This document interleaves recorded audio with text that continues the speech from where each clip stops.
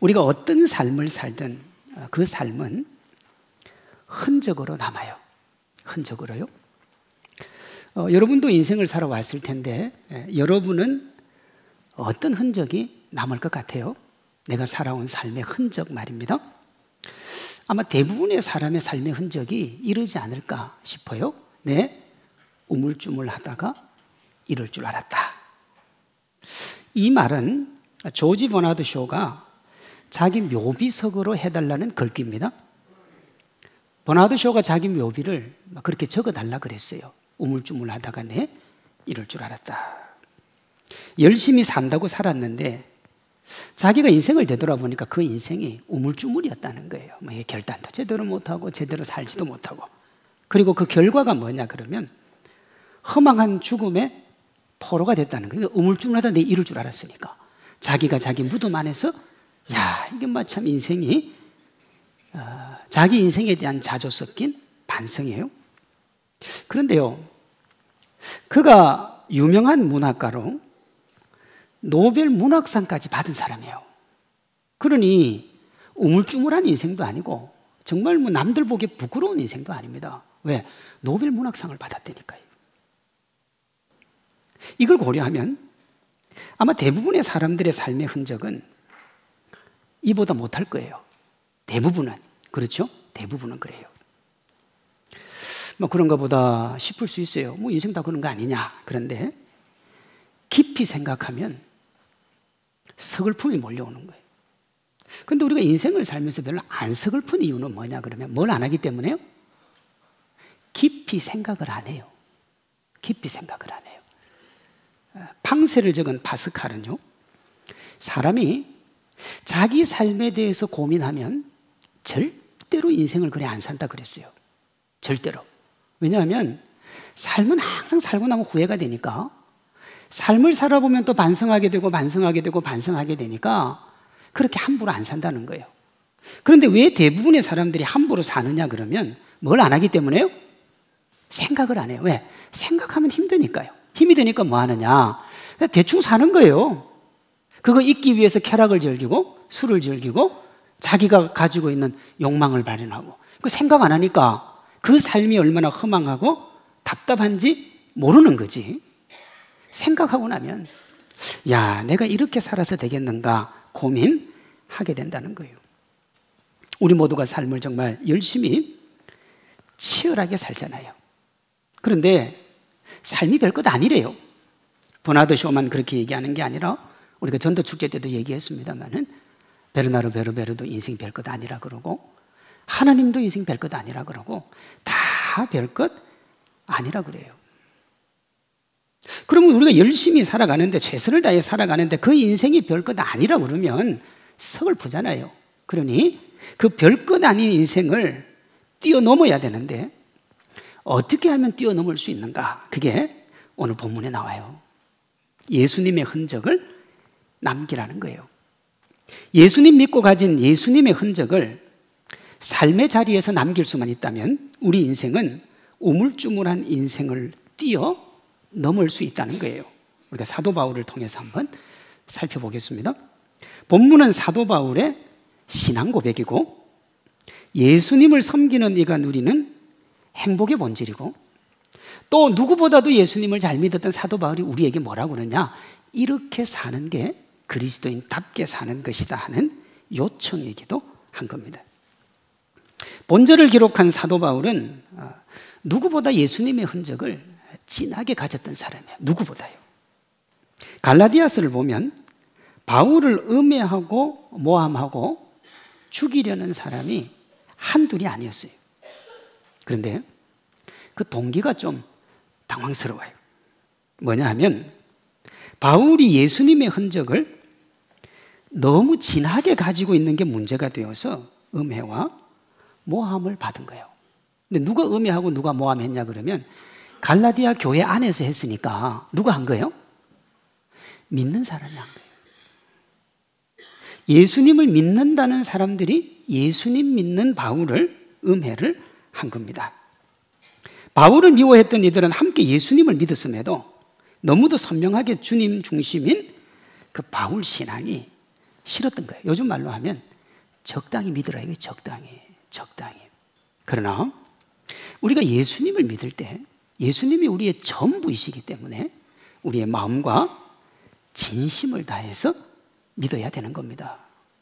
바울은 그렇게 예수님을 믿은 거예요. 그런데 그렇게 믿는 게 싫은 거예요. 알 만큼 알고 배울 만큼 배운 그가 고지식한 게 싫었어요.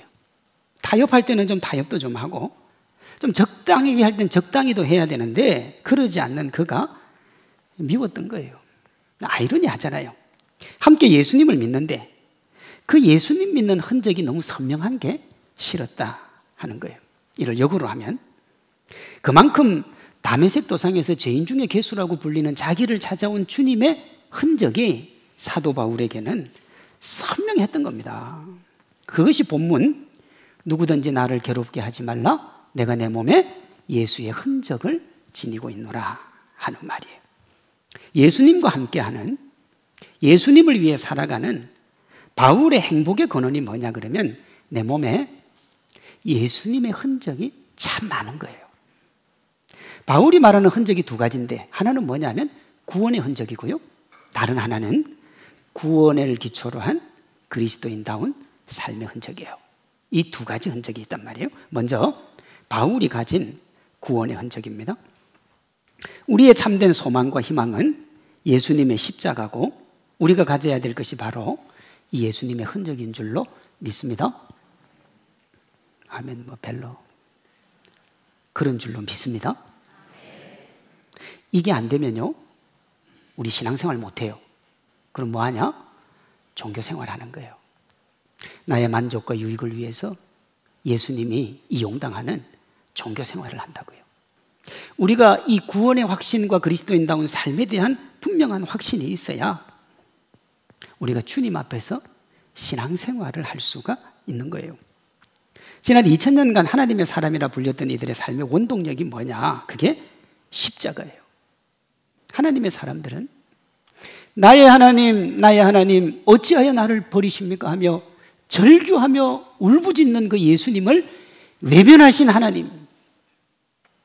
하나님의 사람들은 그게 자기가 뱉어야 될 절규인 줄 알아요. 하나님 앞에 버림받은 예수님이 내가 버림받아야 될 존재였다는 걸 알아요. 그런데도 불구하고 주님의 은혜와 사랑 가운데 구속함을 받았으니 이제 내 삶을 던져서 그분께 헌신하고 충성하는 거예요. 그게 하나님의 사람이에요. 예를 들게요. 제가 그 이어령 선생님 예를 가끔 들었는데 예를 들어드렸잖아요. 근데 그분의 딸, 그 이어령 선생님을 예수님 믿게 한 이민아 목사는 제가 별로 다루지는 않았어요. 제가 오늘 이분 얘기를 조금 하겠습니다. 이분은 어떻게 예수님의 흔적 가지고 살았나. 겉보기에 이민아 목사의 삶은 고단했어요. 이어령 선생님 하면 한국 최고의 지성인입니다. 그건 어떻게 말할 수가 없어요. 그분에 대해서는요. 그런데요, 이분의 인생이 고단했다고요? 27살에 첫 번째 이혼을 해요. 그 이혼한 사람이 우리가 잘 알고 있는 김한길이라는 분이에요. 이후 2번 재혼을 하고요, 한 번 더 이혼을 합니다. 34살에 갑상선암이 걸리고 4년 뒤에 재발을 해요. 재발을 했을 때 자녀 중 한 명이 자폐증, 과잉행동 증상으로 6년 동안 자기도 힘들고 자식도 힘드는 고단한 삶을 보내요. 그러던 중에 자기에게, 이 이민아 목사에게 실명의 위기가 찾아옵니다. 원래부터 이분이 목사가 아니에요. 그냥 검사였고 그렇게 미국에서 잘 나가는 사람이었는데 실명의 위기가 옵니다. 이것도 만만치 않은 인생인데 그 이후에 그녀의 삶을 송두리째 바꿔놓는 위기가 찾아와요. 25살 된 큰아들이 아무 이유 없이 혼수 상태에 빠지고 19일째 되는 날 세상을 떠나요. 뭐 어떻게 할 수가 없는 거예요. 그리고 본인도 53세의 젊은 나이에 암으로 세상을 떠나요. 이분은 돌아가셨어요. 사람들은 그녀가 박복한 인생을 살았다 그래요. 보니까 박복해 보이잖아요. 뭐 되는 게 없잖아요. 이혼, 결혼 3번 했죠. 자녀는 정말 비명 행사를 했죠. 아이는 힘들었죠. 본인은 암으로 고생하다가 암으로 죽었죠.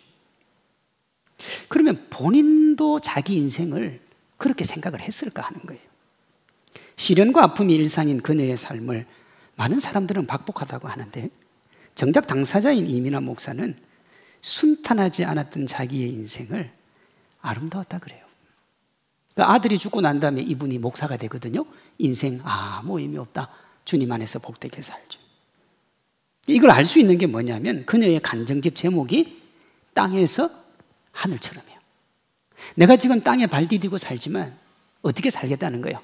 하나님의 자녀로 복되게 살겠다는 거예요. 이게 어디 나오느냐 그러면 그분이 마지막 인생의 죽음을 앞두고 이런 말을 합니다. 오늘 죽는다면 오늘이 하나님이 나를 불러 세상을 떠날 완벽한 순간이기 때문이다. 죽음은 하늘의 아버지 곁에서 더 큰 사랑과 행복을 얻는 것이기에 나는 죽음이 두렵지 않다 그랬어요. 이분의 말을 오늘 본문으로 바꾸면 뭐냐 그러면 십자가의 흔적이요.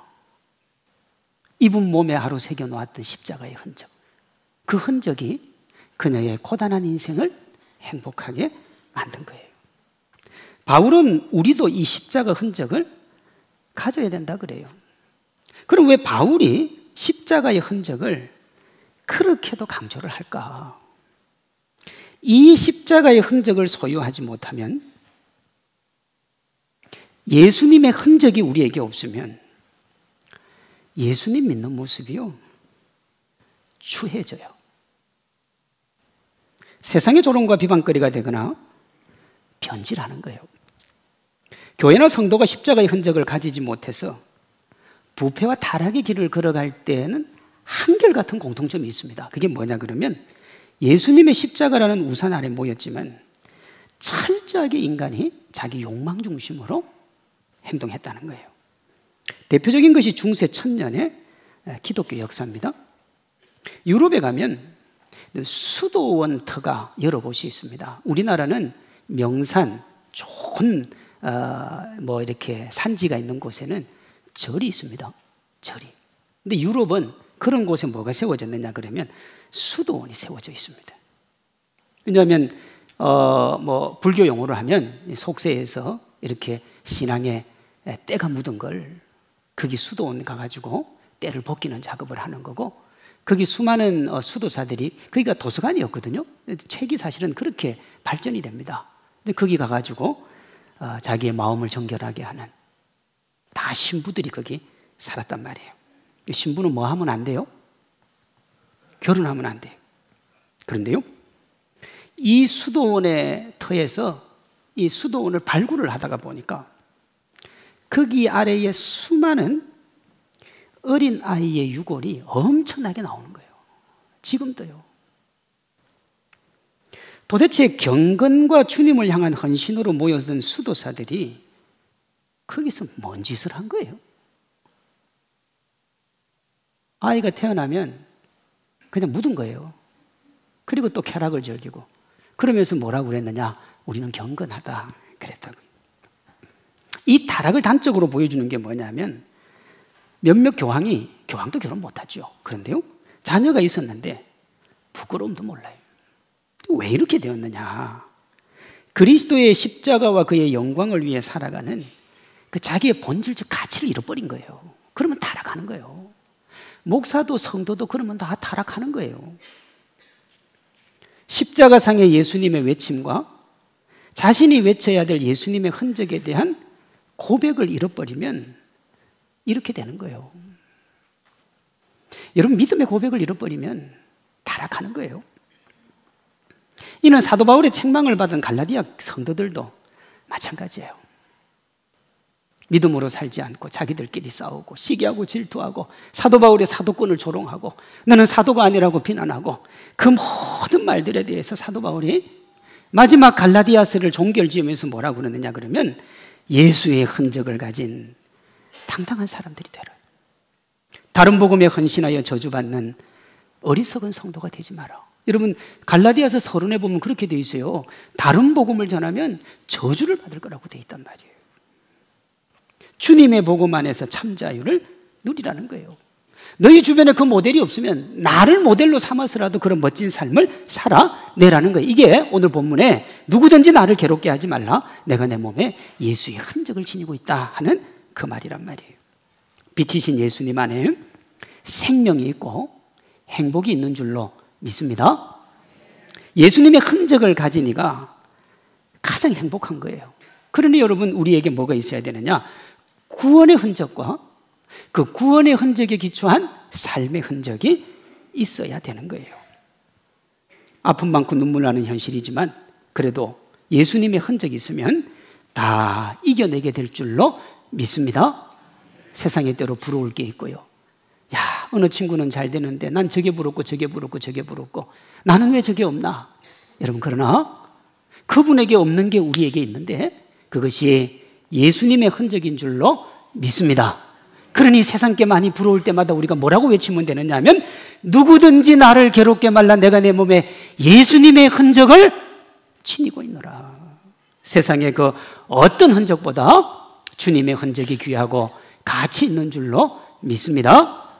다메섹 도상에서 바울을 찾아오신 그 주님, 절망적인 삶의 현장에서 기와장으로 몸을 긁으며 흐느끼고 있는 욥을 찾아오셨던 그 주님, 형을 피해 집을 떠나 외로운 광야 돌베개로 잠을 청하던 야곱을 찾아와서 그의 이불이 되어주셨던 주님, 형제들에게 버림받고 모함받아 이집트 감옥에서 외로움에 치를 떨며 눈물을 흘리던 요셉을 찾아오셨던 그 주님이 저와 여러분이 주님을 사랑하고 주의 은혜 가운데로 가면 언제라도 우리를 찾아오실 줄로 믿습니다. 그 주님을 만나야 되는 거예요. 그게 십자가의 흔적이에요. 바울의 몸에 있는 다른 하나의 예수님의 흔적이 뭐냐면 구원의 흔적에 기초한 크리스찬다운 삶의 흔적이에요. 잘 아시는 것처럼 여러분, 바울이 단지 백그라운드만 좋은 사람이 아닙니다. 그는 똑똑했고 냉철한 지성을 가지고 있었어요. 그러면서도 하나님 나라를 위한 뜨거운 심장을 가졌고 성도들을 돌아보는 따뜻한 마음도 있었던 사람이에요. 주님과 주님께로 나아오는 성도들을 위해 고난의 길을 자처했어요. 세상의 시각으로 볼 때 사도 바울은 참 불쌍한 사람입니다.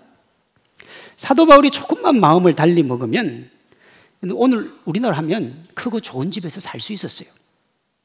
좋은 외제차 타고 지성인들이 있는 곳에 박수 받으며 들어가서 박수 받으며 나올 수가 있었다고요. 당대 최고의 스승이 가말리엘이었고요. 가말리엘 말 한마디면 그 이스라엘 종교 지도자들이 다 그 말을 들었을 만큼, 왜? 다 그 제자들이니까요. 근데 사도 바울은 거의 뭐 에이스였기 때문에 그냥 그 길로만 가면 그는 성공이 보장된 사람이었어요. 요즘 말로 하면 그냥 줄 타고 쫙 올라갈 수 있는 사람이었다. 그런 그가 다 포기하고 천막 기우며 복음을 전가하는 초라한 길을 택했어요. 고난의 길을 택하고 죽음의 위기에 직면했고 결국은 순교로 생을 마감하잖아요. 이 모든 것이 바울이 삶으로 자기 몸에 새긴 예수님의 흔적이었던 겁니다. 지난 2000년 기독교 역사에서 하나님의 이름을 드러낸 이들 모두에게 이 구원의 흔적과 그 구원에 기초한 삶의 흔적이 있었다는 거예요. 우리를 향한 갈보리 언덕의 십자가 흔적 위에 자신들의 생을 불꽃처럼 주님께 드렸던 흔적이요. 때로 목숨을 잃기도 하고 가족들에게 버림받기도 하고 아프리카 오지 외진 곳에서 이름 없이 죽어가면서도 주님이 좋아서 그것을 행복으로 여기며 달려갔던 사람들이요. 예를 들까요? 세례 요한은 예수님이 오실 길을 준비했어요. 그리고 어느 날 주님이 역사의 전면에 등장을 해야 되는데 자기가 있으면 누가 될까 싶어서 자기 피를 뿌려 주님을 위한 양탄자를 만들고 형장의 이슬로 사라졌어요. 수제자 베드로는 어린 날 여러분 예수님을 저주하며 부인했잖아요. 그리고 주님이 디베랴 바닷가에 와서 네가 나를 사랑하느냐고 물으신다. 그러면서 베드로가 사랑한다니까 내 양을 먹이고 내 양을 치라 그랬어요. 그렇게 주님을 위해 살다가 로마에서 복음을 전하다가 네로가 로마에다 불을 지르고 박해를 할 때 역시 베드로다운 본성이 나와요. 도망을 나오잖아요. 나오다 생케비치가 적은 커바디스라는 책을 보면 주님이 걸어 들어오시는 거예요. 로마로. 알아보죠. 자기 스승이니까, 자기의 주님이니까. 그래서 물어봐요. 주님, 어디로 가십니까? 내가 너에게 맡겨준 사명이 있는데 네가 로마를 버리고 나오니까 내가 어떻게 해요? 내가 가서 복음 전해야지. 그 말을 듣고 베드로가 다시 로마로 들어가서 결국은 네로한테 잡히죠. 네가 믿는 예수님이 십자가에 못 박혀 죽었으니까 너도 십자가에 못 박혀 죽어라. 그때 베드로가 뭐라고 그러느냐? 내 주님이 박힌 그 십자가, 내가 그렇게 십자가에 못 박히면 불충이니까 나를 어떻게 하라고요? 거꾸로 못 박아달라고 그랬어요. 거꾸로. 루터는 복음을 지키기 위해 자신의 전부를 종교개혁에 바쳤고요. 그 이후 수많은 성도들이 복음의 변질을 막기 위해서 목숨을 던진 거예요. 이 세상은 의미 없이 죽어간 것처럼 보이는 이들의 삶을 조명하지 않아요. 기억하지도 않아요. 그러나 그들이 이 땅에 남긴 흔적은 생명책에 기록되었고 우주 만물의 통치자의 영원한 우리의 왕이신 우리 주님이 기억하실 줄로 믿습니다. 우리가 장례식 할 때 우리 조가단이 주님이 기억하시면 족하다는 찬양을 하잖아요. 주님이 기억하면 족한 거예요. 세상이 기억하지 않아도 우리 주님이 기억하면 족한 줄로 믿습니다. 예수님은 우리의 삶에도 바울을 비롯한 믿음의 사람들이 가졌던 예수님의 흔적이 있기를 원하세요. 삶으로 믿음을 증명하는 예수님의 흔적이요. 예를 들게요. 다니엘서 6장에 보면 사자굴 속에 던져지는 다니엘의 모습이 나와요. 120명의 도지사 위에 3명의 총리가 있었는데 그 3명의 총리 중 1명이 다니엘이었지만 다니엘은 3명의 총리와도 격이 다른 탁월한 1명의 총리였습니다. 범접할 수가 없는 말. 그래서 왕이 그를 신임을 했는데 이 바벨론 시대잖아요. 이방 민족에게 잡혀왔고 아마 2명의 총리는 원래 바벨론 왕의 신하들이었지 않겠습니까? 그러니까 이 굴러온 돌이 박힌 돌을 빼니까 견딜 수가 없었던 거예요. 그리고 여러분 그 정도 되면 곳간이 차고 넘칠 만큼의 뇌물죄의가 있었지 않겠습니까? 능력 안 되는 총리들과 120명의 도지사가 그거 잡아내기 위해서 혈안이 돼요. 그러니까 다니엘이 자기 같을 줄 알고 뒤조사를 한 겁니다. 다니엘 6장 4절에 보면 총리들과 방백들이 국사에 대하여 다니엘을 고소할 뭘 찾았다고요? 근거를 찾고자 했대. 뭔가 구멍이 있겠지. 뭔가 받아놓은 게 있겠지. 그런데 뭐냐? 아무 근거, 아무 허물을 찾지 못하였으니 이는 그가 충성되어 아무 거릇함도 없고 아무 허물도 없었다고 그래요. 세상에서 이렇게 살 수 있겠어요? 자리가 있잖아요, 자리가. 예? 그가 정직한 삶을 살았다는 거예요. 그리스도인답게 살았다는 거예요.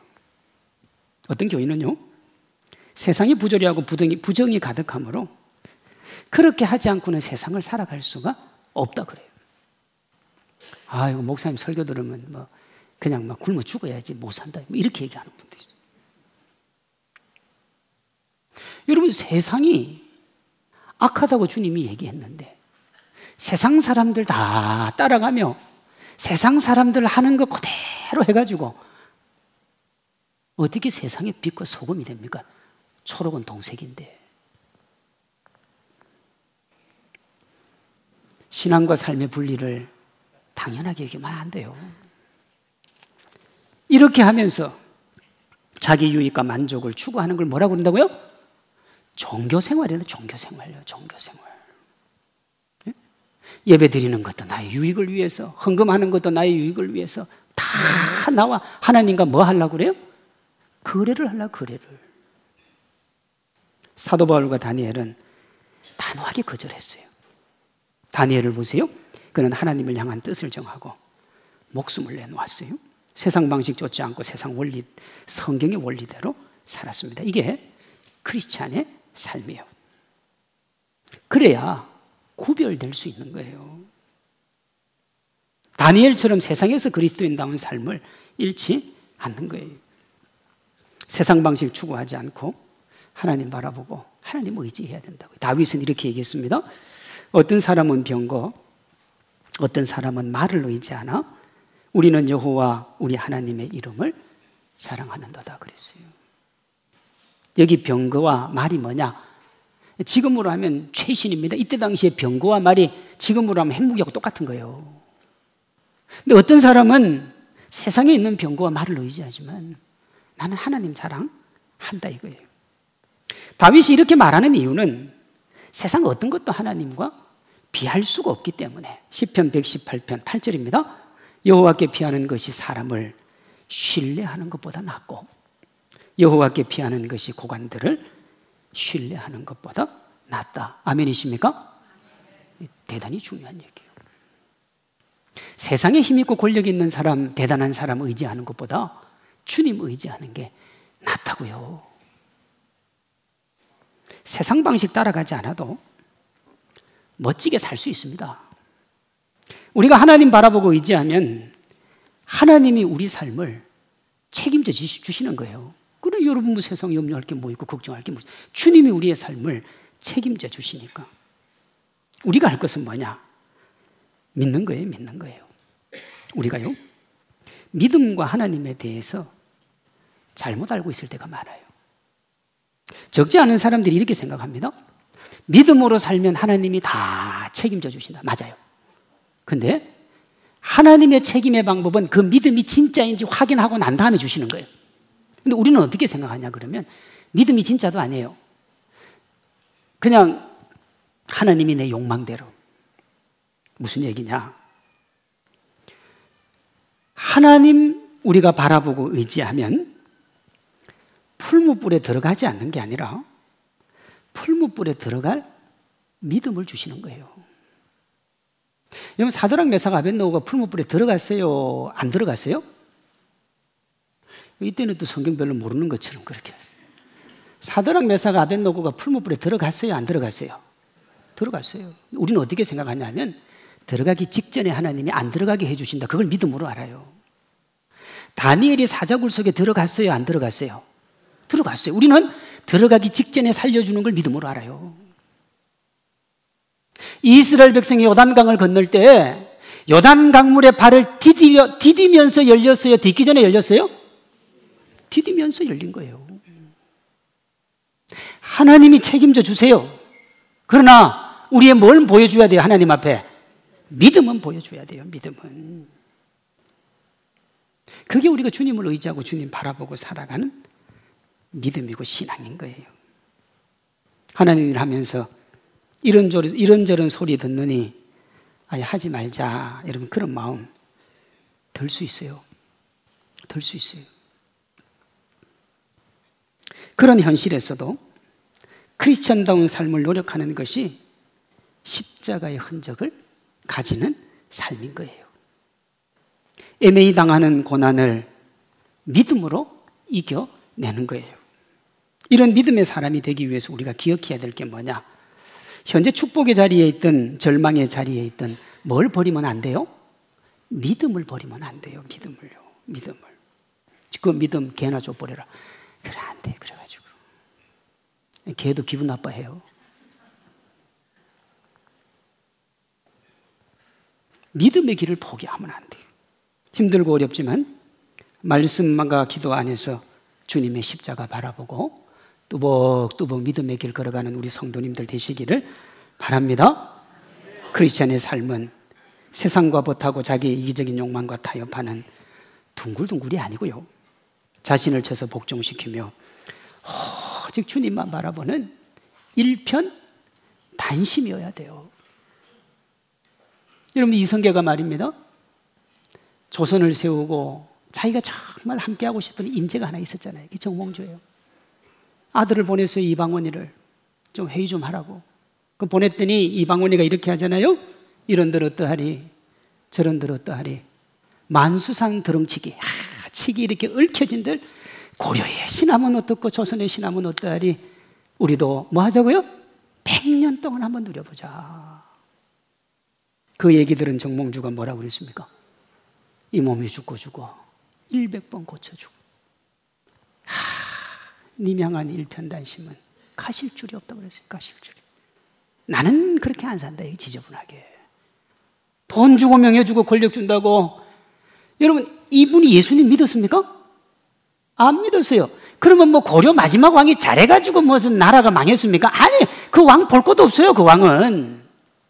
그런데 그 왕에 대한 일편단심을 얘기를 한 거예요. 우리 주님은 그 왕에 비하면 진짜 멋진 분이에요.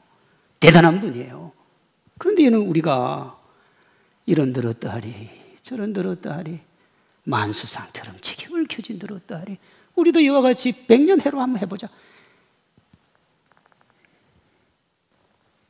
그러면 안 되는 거예요. 그리스도인은 믿음으로 살 때 책임져 주는 거예요. 마태복음 6장에 보면 너희는 뭘 먹을까 무엇을 입을까 무엇을 마실까 염려하지 마라.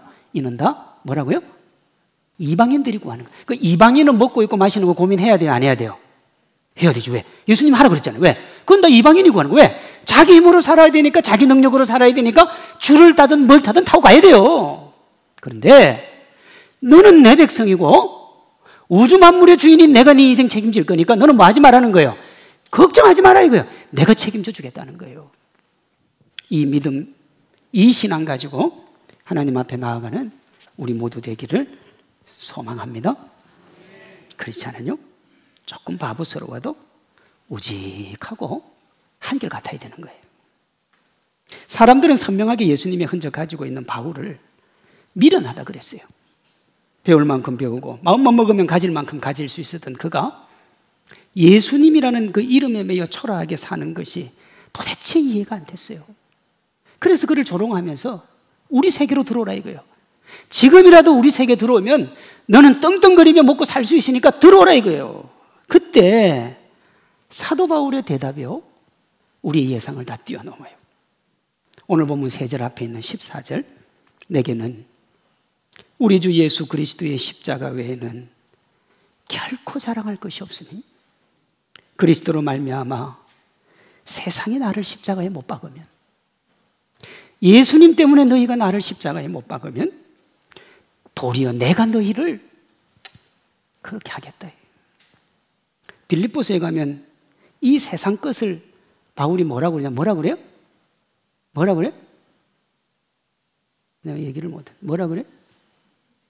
그 쓰레기라는 표현을 써요. 그렇죠? 사도 바울이 그렇게 살았어요. 그럼 바울이 몰라서 그렇게 살았느냐? 아니에요. 알지요? 바울 바보 아닌 다음에야. 그런데도 그렇게 산 이유는 뭐냐면 하나님의 은혜가 얼마나 크고 놀라운 줄 알았기 때문에 세상이 대단하다고 하는 부명의 권세, 그걸 주님의 흔적과 바꾸고 싶지 않았던 거예요.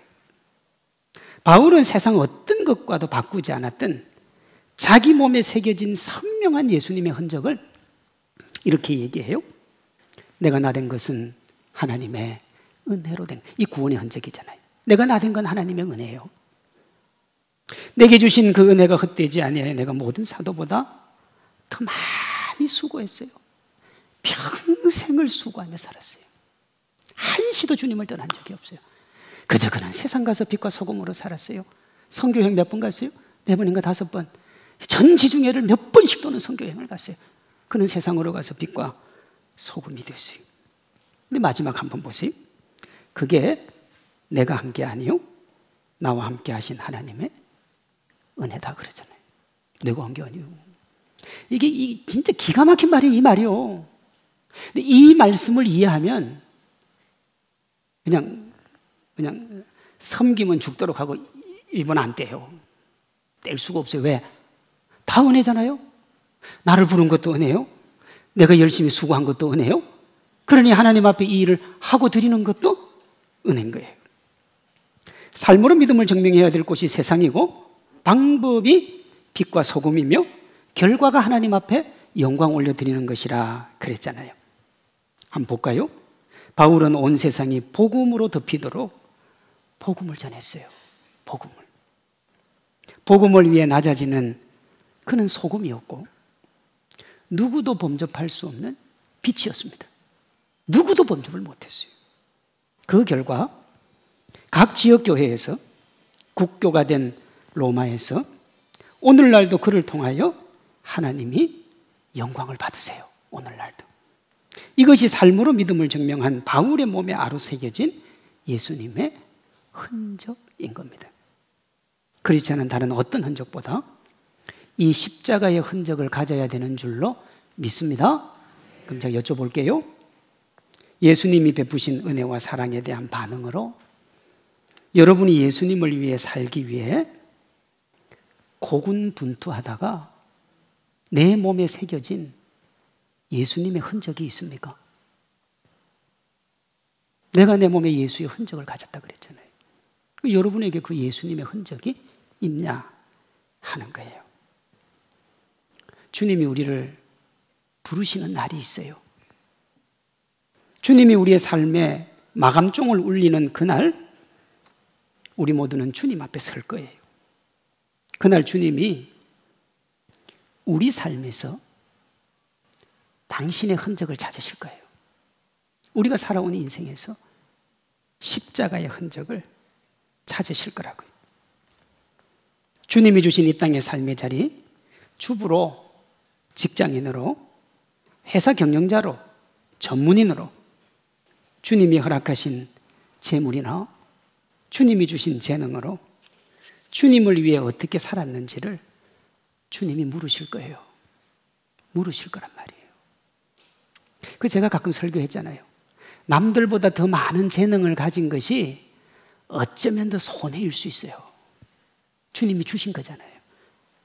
주님이 안 주셨으면 안 주셨기 때문에 묻지 않아요. 왜? 안 주셨잖아요. 그런데 주셨단 말이에요. 재능도 주시고 머리도 주시고 돈도 주시고 명예도 주시고 권세 다 주셨어요. 그러면요, 주신 만큼 물어봐요.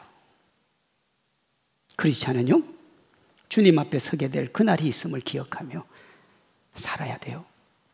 매일매일의 삶 속에서 그날을 준비해야 되는 거예요. 영혼의 한 시점에도 지나지 않는 이 땅의 흔적에 너무 집착하지 마시기를 바랍니다. 이 땅의 흔적이 뭐예요? 아파트 사고 아파트 자녀에게 물려주고 주식에서 돈 물려주고 그게 이 땅의 흔적이에요. 오늘 삶의 현장에서 영원히 남을 십자가의 흔적 만들어서 바울 같은 당당함을 가지고 내게는 그리스도 예수의 십자가 외에는 자랑할 것이 없고 내가 그 흔적을 가졌으니 누구도 나를 괴롭게 말라. 그렇게 당당하게 살아가는 우리 성도님들 되시기를 주님의 이름으로 축원합니다.